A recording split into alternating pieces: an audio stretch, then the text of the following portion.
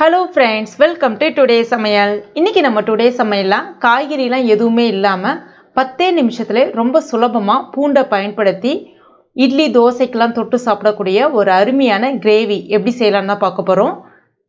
இது இட்லி தோசை சப்பாத்தியோட ரொம்ப அருமையா இருக்கும். தயிர் சாதத்தோட தொட்டு சாப்பிட்டாலும் இன்னும் ரொம்ப சுவையாவே இருக்கும். இது இப்ப நம்ம எப்படி செய்யறதுன்னு பார்க்கலாம். அதுக்கு முதல்ல ஒரு உரல்ல 20 பல்ல அளவுக்கு பூண்டு எடுத்துர்க்கேன். பூண்டை தோல் உரிச்சிட்டு கழுவிட்டு எடுத்து வச்சிருக்கேன். அதை சேர்த்துட்டு நல்லா தட்டிக்குங்க. பூண்டு பாத்தீங்கன்னா உங்களுக்கு ரொம்ப குழைய மசிஞ்சிடக்கூடாது. மிக்சியில் போட்டு அடிக்காதீங்க. இந்த மாதிரி உரல்ல வச்சு தட்டும் போது தான் கொஞ்சம் கொரகொரப்பா இந்த மாதிரி இருக்கணும். பார்த்தீங்கன்னா உங்களுக்கு இந்த மாதிரி இருக்கணும். இந்த அளவுக்கு நல்லா தட்டி எடுத்துங்க. அடுத்ததான் ஒரு கடாயில் ஒரு 2லேருந்து 3 ஸ்பூன் அளவுக்கு எண்ணெய் சேர்த்துங்க. நல்லெண்ணெய் பயன்படுத்தினா ரொம்ப நல்லது. இப்போ இதில் 1 ஸ்பூன் கடலைப்பருப்பு, 1 ஸ்பூன் உளுந்தப்பருப்பு, 1/2 ஸ்பூன் கடுகு, 1/4 ஸ்பூன் சின்ன ஜீரகம் சேர்த்துக்குங்க. இப்போ இது எல்லாமே நல்லா பொரிஞ்சு வரட்டும். இப்போ நல்லா பொரிஞ்சு வந்த பிறகு கருவேப்பிலை இலைகள் சேர்த்துக்குங்க. அதுக்கு அடுத்ததான் நசுக்கி வச்சிருக்க அந்த பூண்டையும் இது கூட சேர்த்துக்குங்க.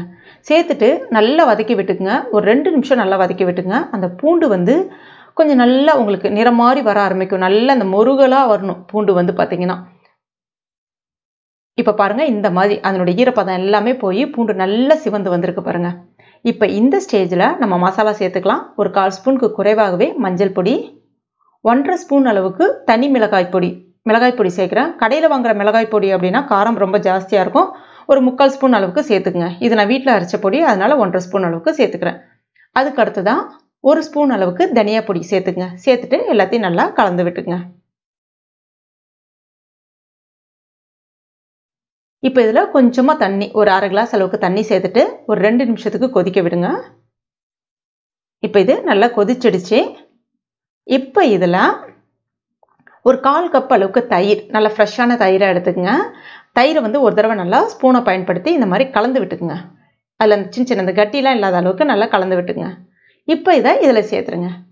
கொஞ்சமாக அந்த தயிர் கப்புலே தண்ணி சேர்த்துங்க. ஒரு 1/4 கப் அளவுக்கு தண்ணி சேர்த்துட்டு அதையும் இது கூட சேர்த்துங்க. சேர்த்துட்டு நல்லா ஒரு தடவை கலந்து விட்டுங்க. இப்போ இதுக்கு தேவையான அளவுக்கு உப்பு சேர்த்துக்குங்க. சேர்த்துட்டு உங்களுக்கு பார்த்தீங்கன்னா லைட்டாக கொஞ்சம் திரியாக இருக்கிற மாதிரி இருக்கும். பயப்பட வேணாம். கொதிச்சு வந்ததுன்னா நல்லா உங்களுக்கு ஒரு கிரேவி பதத்துக்கு கிடைக்க ஆரம்பிச்சிடும். இது ஒரு 3 நிமிஷம் நல்லா கொதிக்கட்டும். ஸ்டவ்வை கம்ப்ளீட்டாக சிம்மில் வச்சுட்டு கொதிக்க விடுங்க. அப்போ தான் எண்ணெய் நல்லா அழகாக உங்களுக்கு பிரிஞ்சு வரும்.